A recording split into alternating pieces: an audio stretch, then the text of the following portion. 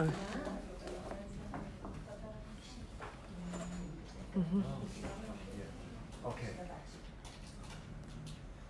So, how to introduce your Eliezer to you? Okay, I think everybody knows. Everybody has his character and so on. So the only thing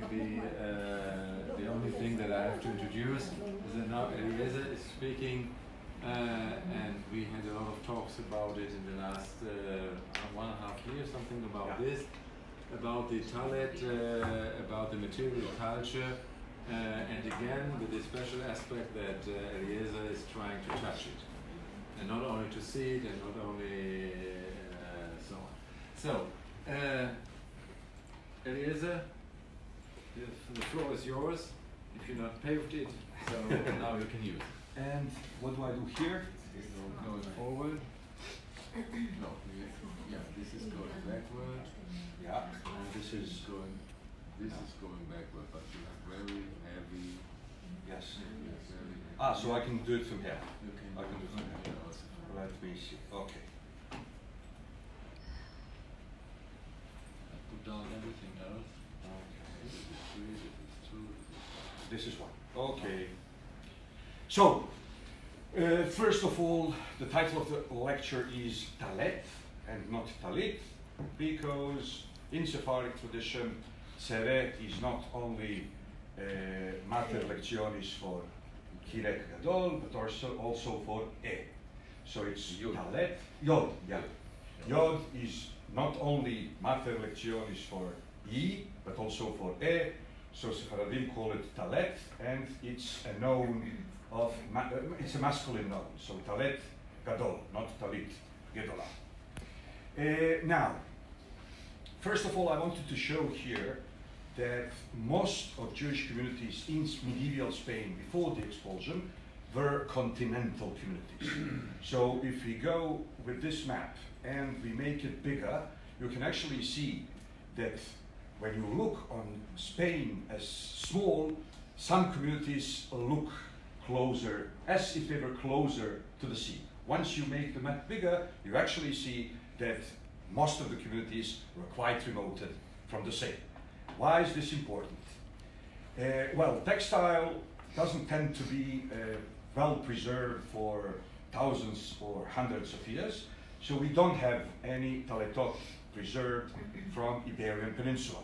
But we can imagine that in continental communities, most of the Talletot were woolen made just like in any other continental community. And we don't know whether they were white with white, like in Northern Africa, especially in mountain areas, or they were white and black, like in Eastern Europe in later times, or they were all kind of colors, like in Yemen. We don't know much. It's not that we don't know much, we don't know almost anything about that, but we can almost surely assume that their Talletot were woolen. Okay, so you can see here that only few communities were really on the seaside, right? So, with the expulsion, just as you spoke yesterday, the identities many a time are created in diaspora and not at the original place.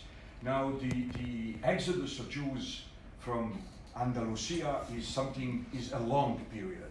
So we have them first moving from Andalusia to Provence, but later we have all of them exiled from Iberian Peninsula. And this is when creation of virtual Sepharad comes about. Now, basically the same way the Romans are speaking about Mare Nostrum, Sephardim should or could or can also speak about Mare Nostrum, because virtual Sepharad is only around the Mediterranean Sea, so we can basically call it Sephardic thalassocracy, or Jewish Great Venetia, because it was thalassocracy much bigger than Venetia. Just one correction, Mare Nostrum. Mare Nostrum.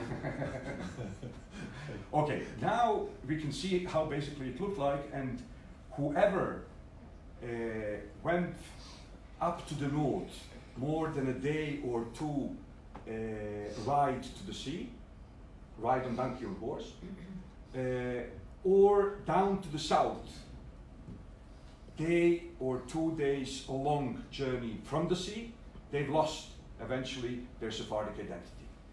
The communities who stayed Sephardic were communities around the sea who kept crossing the sea in all directions all the time. So you could have people who were born in Spain, expelled out of it, they come to Salonika, later they become rabbis in Amsterdam, or so on. So, or their children becoming rabbi in Sarajevo, but printing their books in Venice and in Livorno, and so on. So Sephardic diaspora is around the sea, and whoever is too remoted from the sea loses the contact with other Sephardim and becomes Jew of other persuasion, or whatever is the English term. So we have Western Sephardim, visual culture is much more attested than Oriental Sephardim. Being the fact that these people, the Western Sephardim, were basically looking up to their Levantine brothers to learn from them the ways of Judaism, I don't think we can ascribe to Western Sephardim ritual, inventing new ritual objects. Rather, they were depending on Ottoman Sephardim for religious guidance, because many of these people were conversos themselves, or at least offspring, children and grandchildren of conversos. Now we can see something totally typical of Western Sephardim, Tallet. Now I will not use Ashkenazim as norm, because if I was to use Ashkenazim as norm, I would say that Sephardic Tallet is half a Tallet. But no, that's not true. This is a Tallet, and then Ashkenazi Tallet is double Tallet. In any case, Sephardic Tallet looks like this, and it's worn with all 4 fringes in front of you. And we can see it on all different Amsterdam and London and Caribbean and New York, which was New Amsterdam pictures, and so on. So you can see it's always worn with all 4 fringes in front. Now we can know that this is also case in the Ottoman Empire from the very fact that rabbis keep saying that this is not the way to wear it. You should wear it with 2 fringes in front and 2 on your back. And they keep saying this every few decades. You have another book talking about this and another book talking about this, which means that there was a persistent popular costume, and there were rabbis who were trying to uproot this costume. Now, Sephardim, Jews in Spain, even before the expulsion, were known to deal with textile, but not necessarily silk. Now, with their textile experience and their textile background, once they've established their new communities around the Mediterranean Sea, somehow they became experts in textile, experts in silk. And they became a very important link in silk, international silk merchandise. So they wanted to use silk also for mitzvah-related purposes, and this is how the silk Tallet comes about. Now, everybody knows that Torah says that one of the fringes, you put 4 on the corner, right? So once you double them, there are 8. One of those 8, according to one opinion, or 2 of those 8 should be techeret, should be a special blue. The fringes themselves, not the cloth. However, though, Talmud states that this blue was not just any blue that you pick, but it was made of a special animal called chirazon, and that the tradition how to produce this color was lost. So Sephardim were, it seems to be, according to material evidence that we had, were the first to introduce blue from fringes where it was supposed to be but couldn't be anymore to the cloth itself. So basically we can say that this became a flag of virtual Sepharad. You could be recognized as a Sephardic Jew, or you could recognize a Sephardic synagogue by silk made white and blue short talletot. Okay, so here I'm showing you now. I'm actually opening the floor for discussion because this is quite a complicated issue because Jews are quite a migrating population. Different groups influence each others. So here we have a beautiful tallet from Germany from the 18th century already. And we see the mixture of traditions. On one side, it's silk. It's German. First of all, it's German. And it's made of silk. But it's big tallet, and it's not short Sephardic tallet. And then, unlike Sephardic talletot, which have ornaments only in the corners, it has ornament also on the back, which is Italian tradition. Atara is Ashkenazi tradition. To have ornament here, to have ornaments on the corners is Sephardic tradition. To have ornament on the back is Italian tradition. Now here we see a big, beautiful mixture of three traditions. Silk, which is Sephardic and Italian, Mediterranean tradition. Corners, which is Sephardic. Back, which is Italian. And interestingly enough, the fringes are made the Sephardic and not the Ashkenazi way, as you can see on this particular picture. I'm not entering into technical explanations, but this is obviously a Sephardic fringe. A Sephardic fringe. So we have Ashkenazi German tallet, made of Sephardic Italian material with Italian ornaments and Sephardic knots. Now, here we can see another one which is from Sweden. So I suppose that family is Ashkenazi family which moved to Sweden. And again, we see typical Ashkenazi playing with. You stay with traditional Ashkenazi size, but you take over the new Sephardic / Italian Mediterranean material, and you also take over the corners. Now, but this is Ashkenazi tallet, so it has also the atara. Okay, and this is how it looks like, and it's huge compared with Sephardic talletot. Now here we have, I think, a best example of combination of Sephardic and Italian traditions with German traditions. This is a German tallet from 1843. It's silk, but it's not white and blue. It's white and gray or white and black. And this white and black is actually very Eastern European. So we are actually seeing how German Jews are exactly where they are, in the middle between Eastern European tradition and Mediterranean traditions. Now, this is still the German tallit and the Ashkenazi knots, obviously. And now I'm showing you an Italian tallit from 19th century.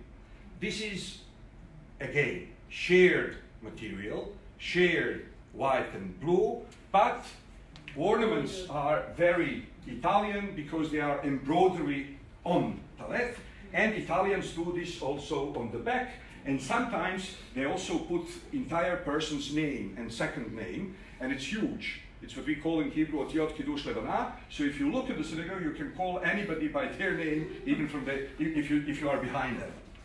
Okay, so this is the Italian tallet again. They look very subtle, very feminine, very, yes, okay. So this is how it looks like. Now I'm switching to typical Ottoman Bursa type talletot.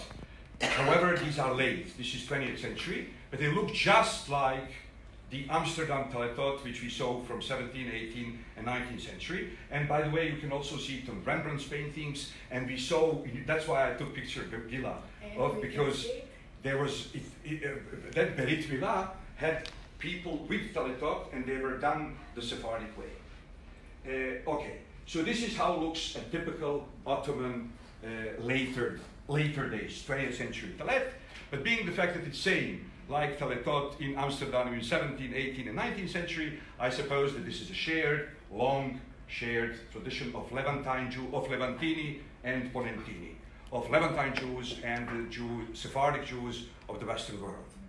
Okay, so this is an Iraqi Tallet, which shows you how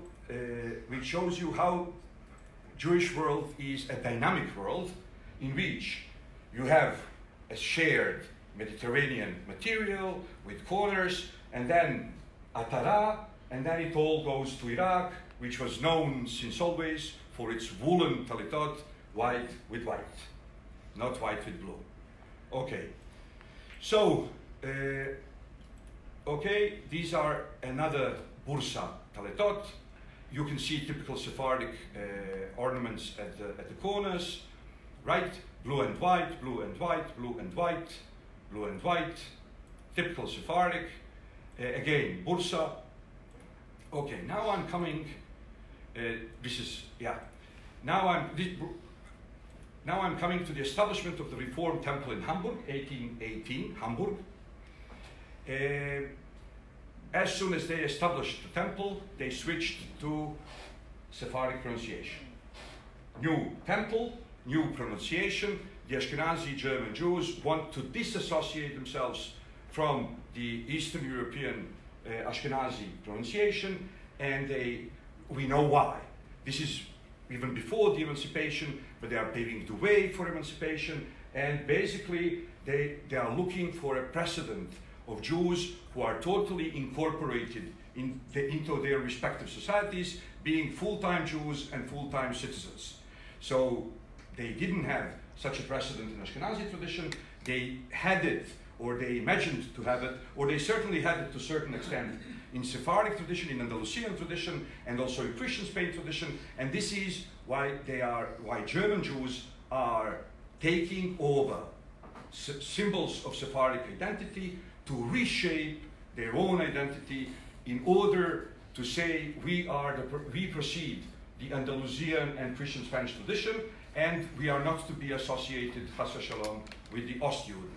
So we see their obsession.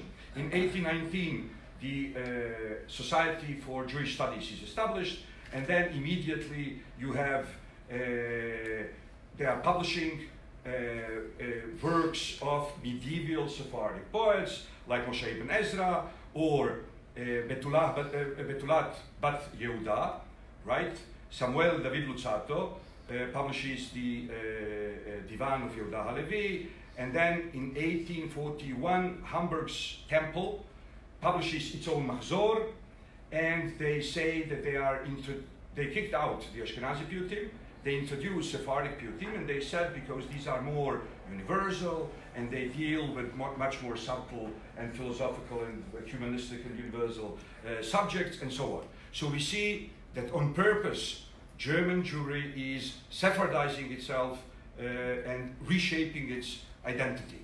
Okay, so we can see how they are publishing the religious poetry, the secular poetry, and then we see something extremely beautiful. Many people spoke already about this, but I just had to introduce this in this context. In 1858, you already have the Leopoldstädter Temple, right?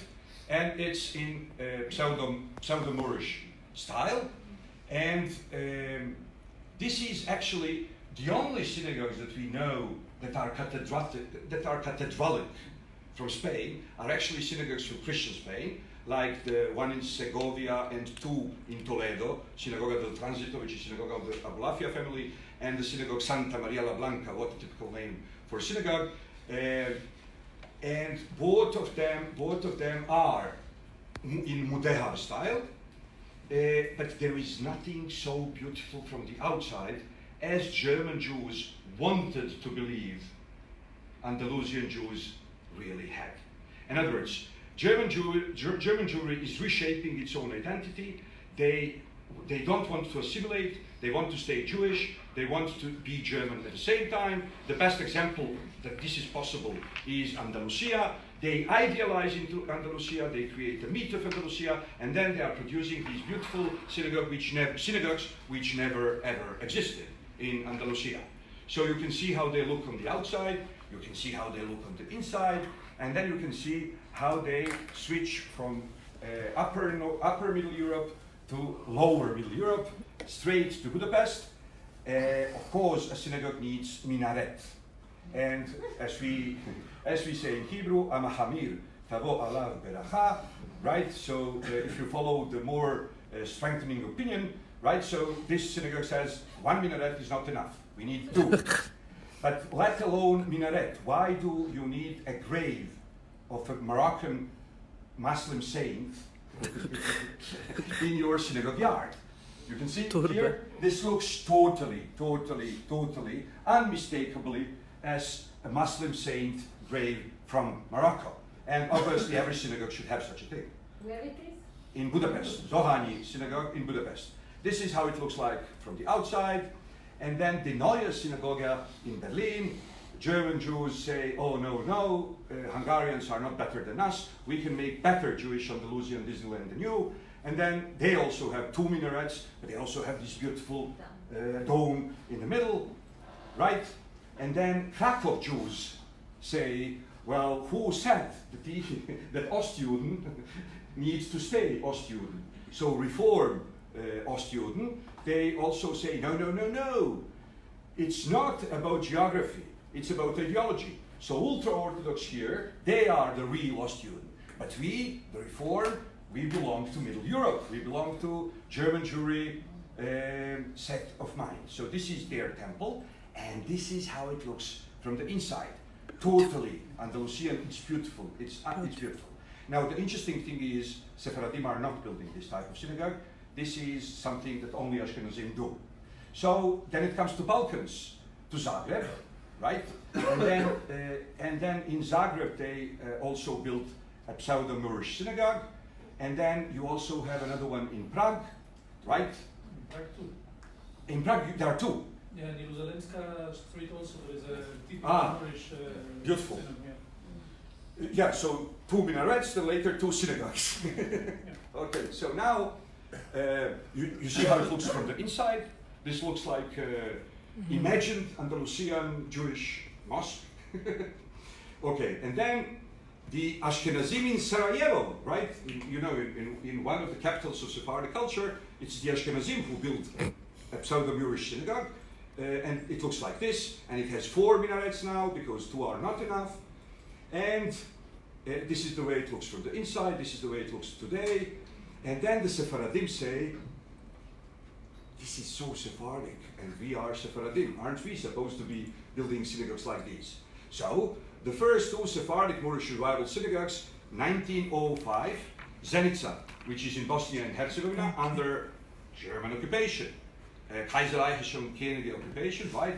1903, 1905, but they don't do it in Sarajevo immediately. Sephardim are doing a small experiment. First, they do it in small provincial city to see how everybody will react. How the Jews will react, how the non-Jews will react, how the Muslims will react. Okay, so this is the way how it looks today. I mean, it's totally pseudo-Moorish. Then Sofia, Bulgaria, under German king. Not under German occupation necessarily, but under German king. 1903, 1905, the same period, same type of synagogue. And then Adrianopolis, next year, the Turkish Jews are saying, oh well, it's not only about Ashkenazim, and it's not only about Sephardim in the German, in the sphere of German interest. We in Turkey can also do the same thing. And this is the Adrianopolis, and then it goes back to the Balkans. In 1908, Belgrade synagogue. Look how it looks like. Doesn't have to do anything with local Belgrade tradition of building synagogues, right? This is how it looked when Germans, not Nazis, when Germans bombed it. This is Sarajevo, Bosnia and Herzegovina. Now, there is a concept of gamha, we say in Hebrew, inat, you say in Turkish. So they say, well, we were very late we got up this morning very late, but at least we'll make the biggest ever pseudo-Moorish synagogue. And that's exactly what they do at the eve of the Second World War. The community invests all its money to build this magnificent pseudo-Moorish or new Moorish synagogue. It's called El Cal Grande, the Great Synagogue of Sarajevo, and this is how it looks like on the inside. And here we can see the Sephardic Rabbi Moritz Levi on the right, with Rabbi Simon Wiesel, with the chief rabbi of Yugoslavia, Itzhak Al-Kalai, followed by the Ashkenazi rabbi, I believe, Himko Urbach. This is how it. Okay, now this is something I have to underline. They say that Salonika is a city so Jewish that even if Muslims are Jews. So if the Muslims are Jews, they need to build a Jewish mosque. Now Jewish is redefined in Central Europe and later in the Balkans as pseudo-Moorish. So the Muslims, the Jewish Muslims in Salonika, they built this Yeni Jami, and Yeni Jami, besides billions of David stars, it's also obviously pseudo-Moorish. Okay, it's Italian architect, but they told him what they want. And now I'm coming back to main idea of this lecture. The tiny Sephardic community of Ottoman Ladino speakers gave the state of Israel only three things: the language, because everybody in Israel speaks the Sephardic way. When Hebrew language was revived, they said nobody took in consideration the Oriental Jews. That's why in no Hebrew school today they teach Hebrew with to, so, right? So they made peace between two different European Jewish traditions, and they said everybody in this country will speak the Sephardic way, but that's Ladino way, without to, so, and everybody will write the Ashkenazi way. So that's why today in Israel we teach kids to write the Ashkenazi letters. Nobody knows Solitreo, but we also teach them to pronounce those letters the Sephardic way. So the Sephardim gave Israel its way of pronunciation of Hebrew. Then Sephardim gave Israel the presence in territory. The question is not how many Jews were there in Jerusalem. The question is how many Jews were there in the Ottoman Empire. Because when Ottoman Empire splits, then everybody gets a piece of it.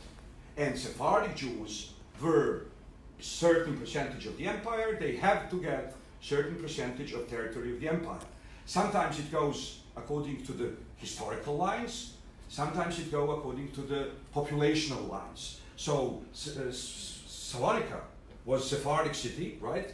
But it didn't become Jewish state.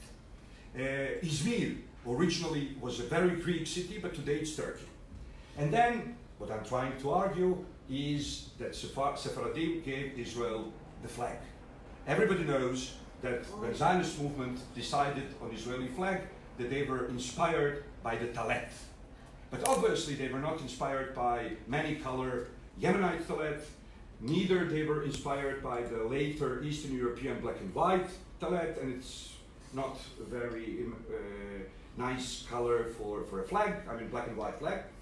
They were inspired, now I would be lying if I was to say that they were inspired straight and directly by Sephardic Tallet. They actually took their own Tallet, and they were German Jews. So German Jews were wearing the Sephardic Italian Mediterranean Tallet, which was made of silk, which was short, and which had white and blue strings on it. And German Tallet, which is basically Sephardic Tallet adopted by German Jews, and we saw that it was slowly adopted by German Jews. At the beginning, they still, even when they took over the silk, they still preferred the big Ashkenazi Talletot. Now, at certain point in time, if you were to go any place in Middle Europe, in all Reform and conservative temples, and the same thing was true about America, all of those had the Sephardic Tallet. And this is how Sephardic Tallet became Israeli flag. Thank you.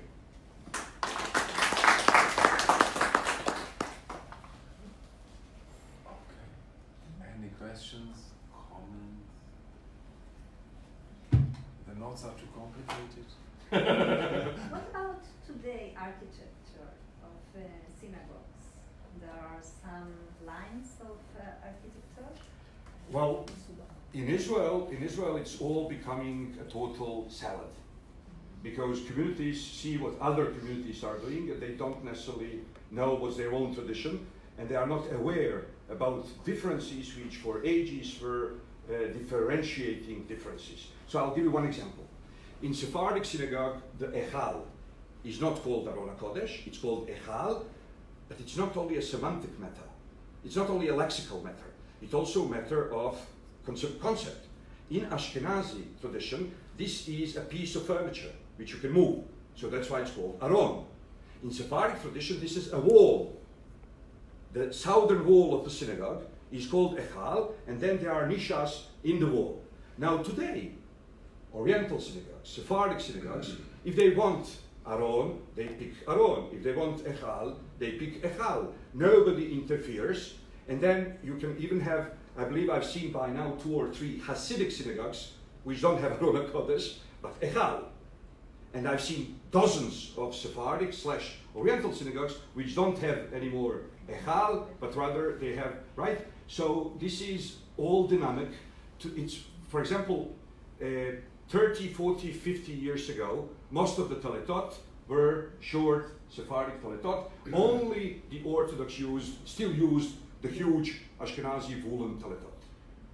Today, any place in the world you go, 80, 90 to 95% of the people will have modern Israeli woolen Talletot of Ashkenazi size. So I was in Italy now for Rosh Hashanah, and I was amazed to see that almost everybody is wearing the new Israeli Ashkenazi woolen Talletot, but all elders are still wearing it the Sephardic way. So what do?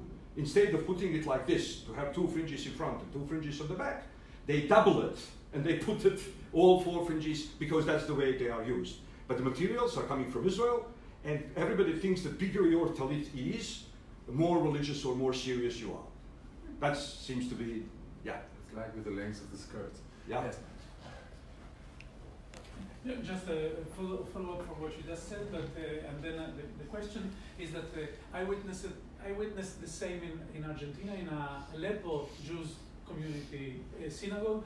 They had this small silken tallet with blue, and at a certain stage some kind of Ashkenazi influence came to the synagogue, and then they bought this big white and white woolen talitot. They would fold them and put them as they used to put the silken one. The question that I had is another subject is about what happens with the Sephardic communities in Western Europe, where the influence, the architectural influence comes from. Is that because if in the East we have the Muslim, well, we have the Germans that imagine the Muslim background of the Jews of the East, and then they adopt the architectural standards and they build mosques, which are in fact synagogues. What do we have among communities like in Amsterdam, London, Livorno, etc.? That sounds good. Well, first of all, Hamburg, of course. Sorry. the first really cathedralic synagogue, which is cathedralic because you can stand on any hill and look down to the city and recognize that's a synagogue, is the Amsterdam one. And I believe There's no hill.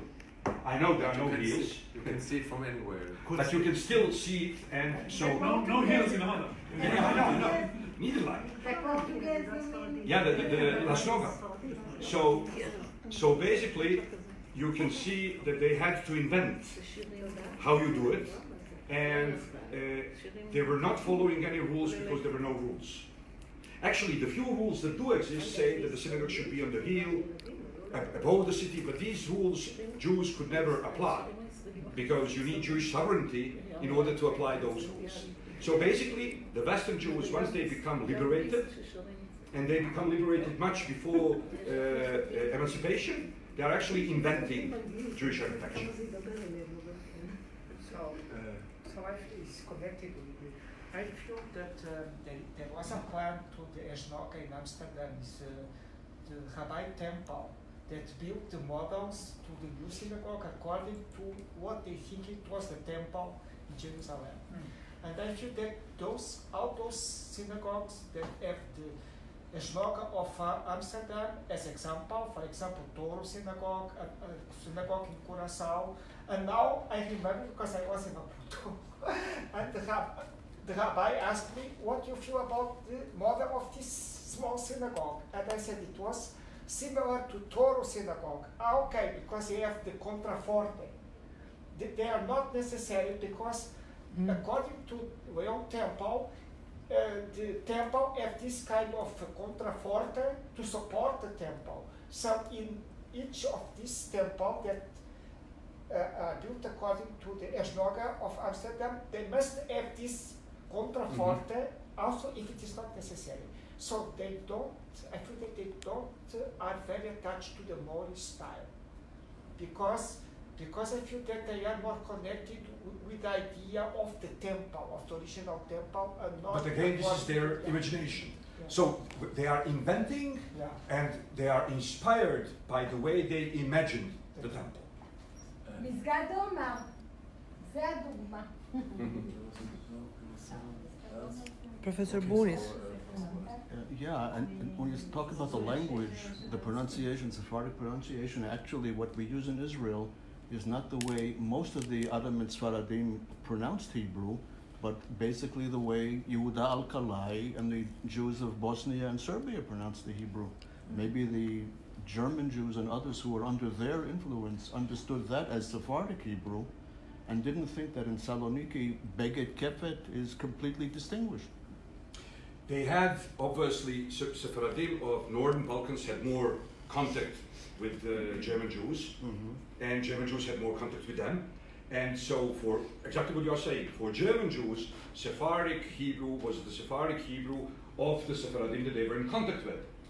And then there were huge branches of Bosnian Judaism in Vienna, and then there were also yeshivot, Bosnian yeshivot in the old city of Jerusalem.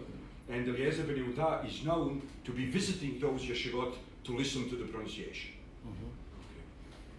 Zelda also. Okay, I have just two remarks about synagogues. The first one you would like, that in Sicily, synagogue was Mesquita, which brings us back to Yeah. yeah, and the one you didn't mention, but I think should be mentioned because it's also very beautiful, is the Jewish synagogue of Florence. Oh, It was right. also built in Moorish style, of course after the unification of Italy where the Jews got their rights and so on, so it's the same idea of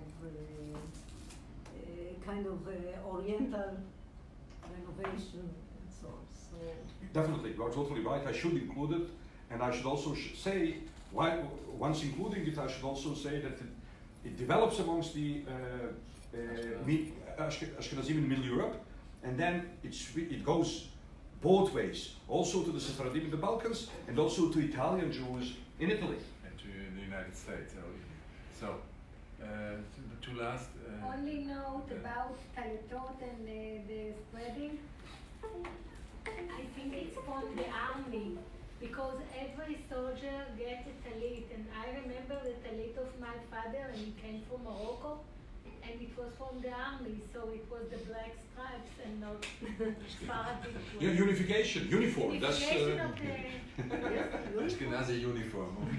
So, Thank you for a lecture. It's very interesting, and I see it as something what is typical nation-building process. Yeah. Can we absolutely compare it with the similar processes, national processes in the Europe? You have to. That was the problem, especially in the German lands. They were trying to find something was authentic German. What was authentic German architecture? And for example, authentic national architecture is Gothic in Germany, in France, in Austria, in Hungary. The same style, but every nation is picking something.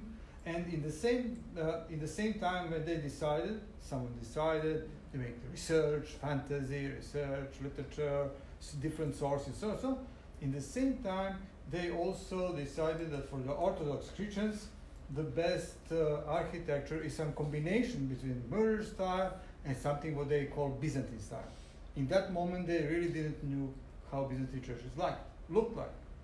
But and that was the process, typical. And then and there was one believing, including that the spirit of the nation is always incorporated in the architectural form. So the spirit architectural form is representing the spirit of the nation. Therefore, for example, again in Germany, you have Gothic style or neo-Gothic in 19th century, used both by Catholics, Roman Catholics, not so much, but especially by Protestants. Yes, but then after Bismarck, the Catholics used the neo-Byzantine style to say we are Yes. older. We are older because that that was all the time games. And then there is also always the problem with the flag, how to invent flag. That is the huge problem.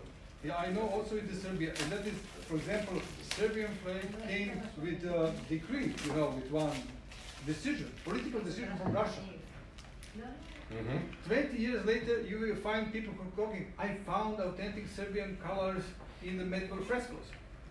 Of course, this is fantasy, but that is the whole national building process. Okay. So thank you very much. We have now a break to up to 3 o'clock. Yes. Okay. We shall recess at 3. Just a moment. Okay.